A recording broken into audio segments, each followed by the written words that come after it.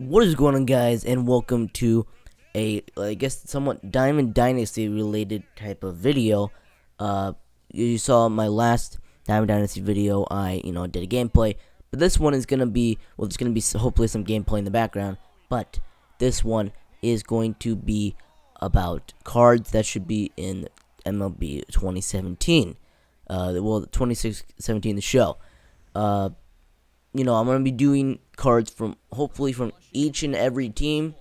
So, if you want me to suggest a team that will be should do next, but I will be doing hopefully all of them. None of these cards are particularly in order as they should be in the game. These are cards that I think should be in the game for the Seattle Mariners, as I'm doing them first because they are my, team I cheer for.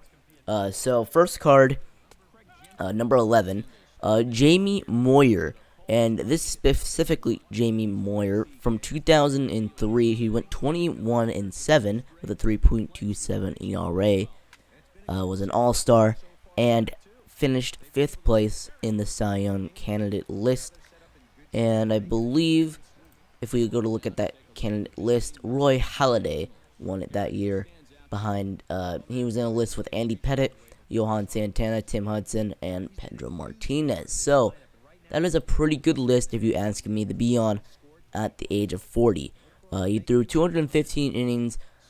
He gave up only 19 home runs, which was his lowest since his last really full season in 1995 with the Orioles. And he gave up, he struck out 129 people, walked 66 people, and gave up 78 earned runs, 83 runs, 999 hits. He threw one complete game, started 23, and got a decision for about almost all of them. So that's the first card I think should be in the game. I don't really know how to determine the rating by the stats I'm reading, but possibly a low gold or a high gold. Nothing too spectacular, but if you're a Mariners fan, you will definitely pick this card up if it is in the game, as Jamie Moyer is the current oldest pitcher in baseball history to win a game at the age of 49. So, and he's in the Mariners Hall of Fame, so that's another one, another reason. But number 10 is going to be Richie Sexson. Now, I think they should add two versions of this card in the game. They should add a 2003 Richie Sexson and a 2005 Richie Sexson. The reason I say that, as they can't just put in the Mariners version of one of them, which was 2005. In 2003, he played all 162 games with the Milwaukee Brewers, hit 45 home runs, 124 RBIs, and had a batting average of .272, finished 12th in the MVP voting, and was an All-Star. That card would probably be mostly power, maybe low 70s contact. And he's a first baseman, so I don't really know his fielding. I can't really determine that. I could probably check, but I'm too lazy for that. But this Milwaukee Brewer version of his card would probably be a 90 or a little bit in there, maybe possibly diamond, maybe not. It would definitely probably be high 90s power. I wouldn't know on each side of the plate, as it just lists the stat. If I did more depth research, I would probably know. But that's the 2003 Milwaukee version of it. Now his Seattle version would be probably a little lower rating than that, because he played 156 games. He hit 39 home runs, 121 RBIs. He walked 89 times, so his discipline would actually be up. Same thing with his 2003 card. He walked 98 times. But the huge difference, he struck out 167 times, the most in his career. But he did finish the MVP voting 15th, and he had a batting average of .263. Nothing special for the second card, but it's just a little lower rated. Now, number 9 is going to be Tino Martinez. Drafted as a Seattle Mariner and traded over to the New York Yankees. Had a couple years with the Cardinals, and then finished as a Yankee. Now, he would have definitely two versions in the game. No doubt about that. His 1995 version would probably be, high gold, probably. 141 games. He had 31 home runs, 111 RBIs, batting average of 293. But then in 1997, he played for the Yankees, had 158 games, and 44 home runs, 141 RBIs, and had a batting average of 296, and finished second in the MVP voting with the Silver Slugger Award. Definitely a diamond right there. If they add that to the game, even if you're a Yankees fan or a Mariners fan, remember Tino Martinez, that's a card to pick up if it's in the game. Now, this one is finally a reliever, J.J. Putz, I don't know how to pronounce it, but this would be his 2007 card, as he, has been pretty even in his career, as he finished 12-year career with a 3.08 ERA, but in 2007 was his prime year. He had a 6-1 record, which is, I guess, pretty good for a reliever. 1.38 ERA in 71 and a 2/3 innings. He only gave up 11 earned runs, 37 hits, only 6 home runs, 13 walks, and had 82 strikeouts, and finished 13th in the MVP voting. This card would probably be a low diamond or a high gold. This card would be dominant. I don't know how fast he would throw, though, which would probably make your decision in getting this card if it was in the game. Now, the next card is going to be Raul Ibanez. And Raul Ibanez is, had the key helping the Phillies in their World Series runs and their successful, place there for a little while. But his prime card would probably be his 2006 version, which he went 159 games. He had 33 doubles, 5 triples, and 33 home runs, 123 RBIs, and struck out 115 times, though, so discipline wouldn't be there. 65 walks, and he had a batting average of 289. This card would probably be pretty good against mostly probably righties. I assume he had all his home runs, more than half of them against righties. So, if you're a Mariners fan, like I said, these cards are for you to get when, if they are ever a thing. Now, next card is going to be, these next 3 cards are going to be from the spectacular, unbelievable 2001 season for the Seattle Mariners. 116 wins and 46 losses. First card, Freddie Garcia, 24-year-old pitcher from 2001, was an all-star. 18-6, 3.05 ERA, 238 and 2/3 innings, and finished third in the Cy Young candidate.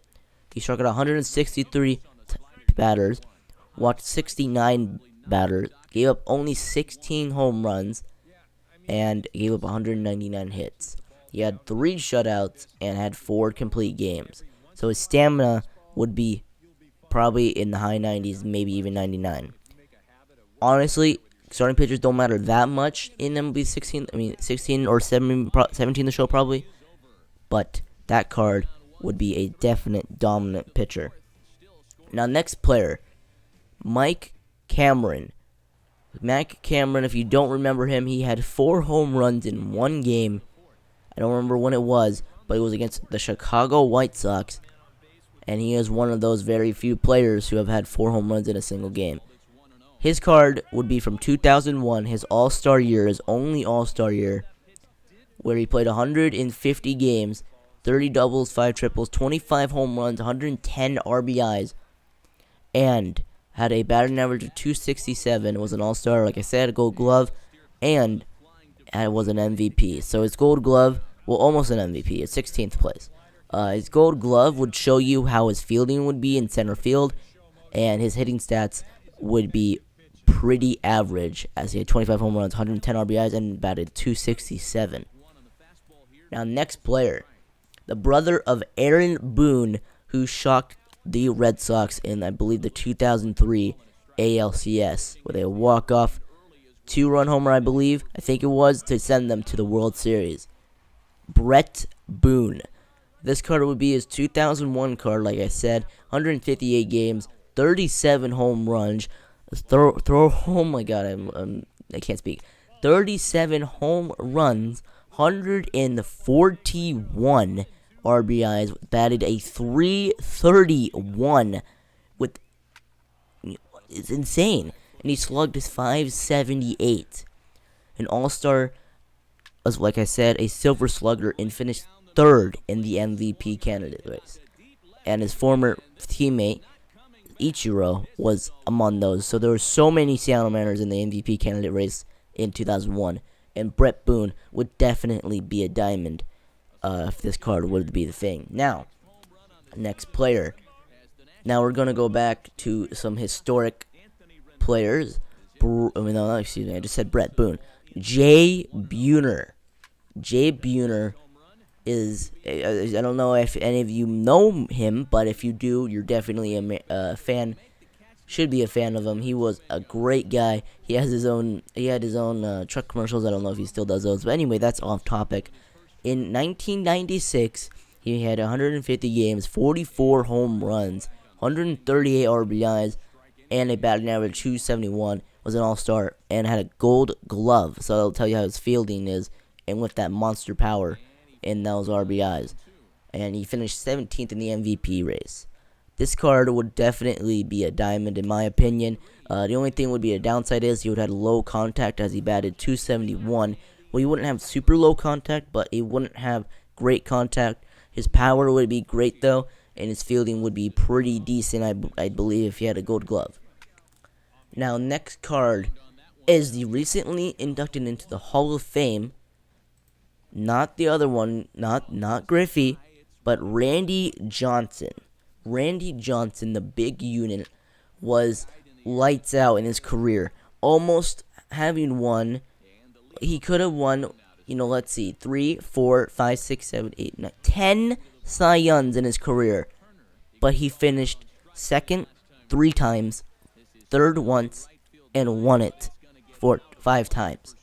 He has 5 Cy Youngs to his name, through a no-hitter with the Arizona Diamondbacks, and hit a home run with them. So, you're asking, why are you mentioning him for Mariners? He won a Cy Young for the Seattle Mariners, had his best ERA in his career at that time, through 214 innings in the third innings. It was 1995, the year the Mariners' first time ever they made the playoffs with Lou Piniella. He went 18-2, had a 900 win-loss ratio, and he threw 6 complete games, 3 shutouts, struck out 294 batters, and like I said, finished first for the Cy Young race, an all-star, and almost an MVP, finished 6th there. Now his second card, that would probably be a diamond, definitely, and stamina would be up there, his K per 9 would be up there, and he gave up 159 hits, so I don't know about his hits per 9, but his next card we're going to go over is his 2002 Arizona Diamondbacks card. His final year where he won the Cy Young after winning 3 in the previous years in 1999, 2000, and 2001. You're probably asking, why am I picking his 2002 card if he won Cy Youngs in all those other years?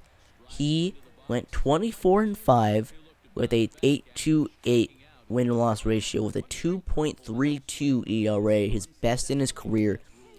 Through 8 complete games, 4 shutouts, 260 innings, and struck out 334 batters while only walking 71 batters. That is insane. He almost won MVP as well that year, and just imagine that card in the game. That would be insane. Probably one of the best pitchers if he was ever added into the game. He would probably be the best pitcher. Now, well, the starting pitcher, that is. Now, the one you've all been waiting for, and it's like, why isn't he mentioned yet? Ken Griffey Jr., the kid recently inducted into the Hall of Fame this year, and has the most Hall of Fame votes in history.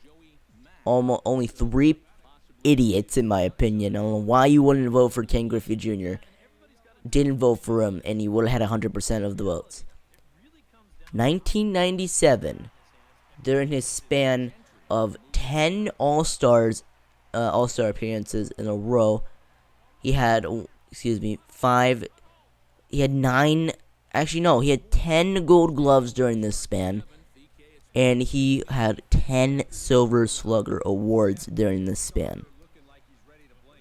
The 1997 version, 157 games, 125 runs, 185 hits, 34 doubles, 3 triples, 56 home runs, 147 RBIs, 15 stolen bases, walked 76 times, struck out 121 times, had a batting average of 304, slugged 646, and won the MVP along with an All-Star game, a Gold Glove, and a Silver Slugger.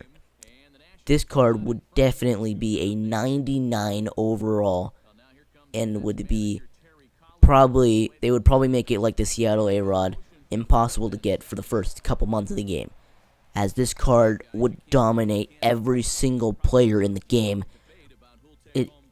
99 overall, Ken Griffey Jr., you have to add it. Come on.